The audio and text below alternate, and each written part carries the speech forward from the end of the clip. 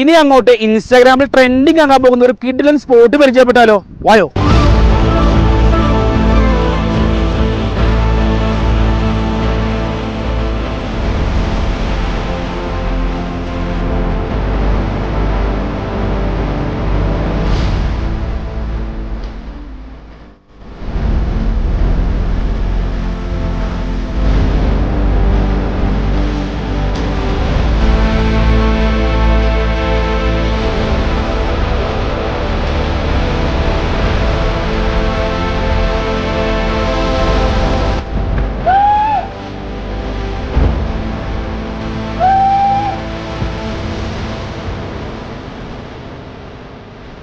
ഇതാണ് മാൻകുത്തിമേട് അഥവാ തേവാരമേട്.